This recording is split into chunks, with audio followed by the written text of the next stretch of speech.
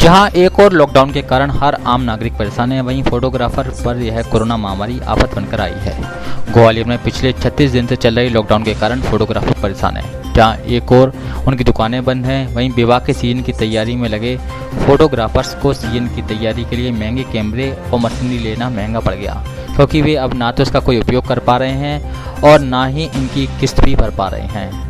ग्वालियर शहर में करीब 2000 से अधिक लोग सीधे इस कार्य से जुड़े हुए हैं, जिनका अब पूरा सीजन ही खत्म होने के कगार पर पहुंच गया है और इसके कारण इनकी रोजी रोटी पर भी संकट खड़ा हो गया है। हमारे संवाददाता सलीम खान ने शहर में भ्रमण कर देखा कि किस तरह से पूरा बाजार बंद है और फोटोग्राफरों की दुकानें भी बंद हैं। नमस्कार, मैं मनीष व्यास ग्वालियर से हूँ। मैं यहाँ फोटोग्राफी एवं वीडियोग्राफी का कार्य करता हूँ। वर्तमान में कोरोना महामारी के चलते हुए शासन द्वारा विगत 40 दिनों से लॉकडाउन किया गया है, जिसका असर सभी व्यापारियों पर आर्थिक रूप से पड़ा है।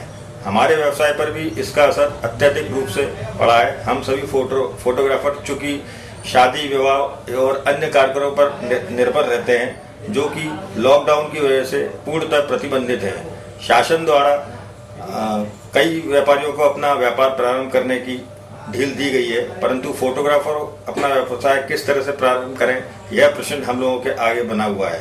वैसे भी अप्रैल से जून तक के हमारे सभी वैवाहिक कार्य पार्टियों द्वारा निरस्त किए जा चुके हैं और हमारे द्वारा पिछले नवंबर से मार्च तक जो कार्य किए गए हैं वो भी लॉकडाउन के कारण कंप्लीट नहीं हो पा रहे हैं और पार्टियों द्वारा हमें पेमेंट प्रदान नहीं किया गया है, जिससे हमारा पेमेंट भी रुका हुआ है और हमारे आगे अपनी आजीविका चलाने की स्थिति गंभीर बनी हुई है। अतः हमारा शासन से अनुरोध है कि फोटोग्राफर और वीडियोग्राफर के लिए भी कुछ सोचा जाए, जिससे कि हम लोग अपना व्यवसाय प्रारंभ कर सकें। सबसे बड़ा संकट है जो हमने इंस्ट्रूमेंट खरीदे हैं, बड़े बड़े कैमरे हो गए, LED वॉल हो गई, कंप्यूटर्स हो गए, अन्य सर्विस होते, इनकी बैंक से जो फाइनेंस कराएंगे किस्त का, शासन ने बोला है कि 3 महीने तक किस्तें नहीं करेंगी। चलो 3 महीने तक किस्तें नहीं करेंगे, लेकिन उसके बाद क्या होगा? हमारे व्यापार के ऊपर इतनी बड़ी मार पड़ी है।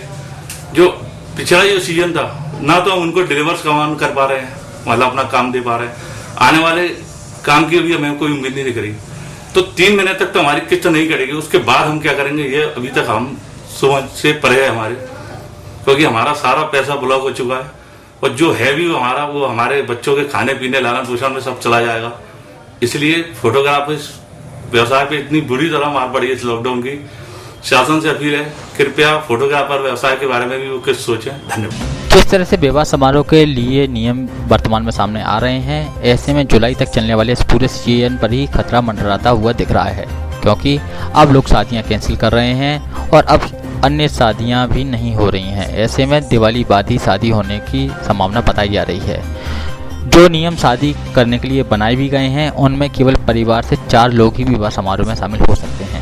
ऐसे में फोटो और वीडियो बनाने का काम रह ही नहीं जाता है, तो किस प्रकार वीडियोग्राफर फोटोग्राफर अपना पेट पाल पाएंगे और काम उनको मिलेगा नहीं तो किस तरह से उनका जीवन चल पाएगा। अब इस पूरे कार्य से जुड़े परिवारों पर भी पूरी तरह से खतरा मंडराता हुआ दिख रहा है। हमारे संवाददाता ने कुछ फोटोग्राफर से बात भी की। नमस्कार साथियों, मैं ग्वालियर फोटोग्राफर एसोसिएशन का सह सचिव चंद्रेश बोल रहा हूँ। मेरा प्रशासन से निवेदन है कि पिछले 40 दिन से जो बाजार बंद पड़ा हुआ है और जो पूरा हिंदुस्तान लॉकडाउन पड़ा हुआ है, उसका प्रशासन का और देश का प्रधानमंत्री ने जो अपील की थी, उसका फोटोग्राफर बंधुओं ने पूरा साथ दिया और पूरा सहयोग किया। अब मेरा प्रशासन से केवल इतनी सी अपील है कि पूरे बाजार धीरे धीरे खोले जा रहे हैं। उसके साथ में ग्वालियर के जो समस्त फोटोग्राफर स्टूडियो सारे बंद पड़े हुए हैं, इन्हें भी खोलने की इजाज़त दी जाए और थोड़ी सी छूट दी जाए, ताकि हम लोग भी अपना घर परिवार चला सके। वैसे ही नवंबर और दिसंबर की शादियां कैंसिल हो जाने के कारण जो आज से नवंबर दिसंबर तक की जो शादियां बुकिंग थी अप्रैल मई जून की, वो सारी कैंसिल हो चुकी हैं, जिसके कारण वैसे ही काफ़ी फोटोग्राफर बंधुओं का नुकसान हुआ है।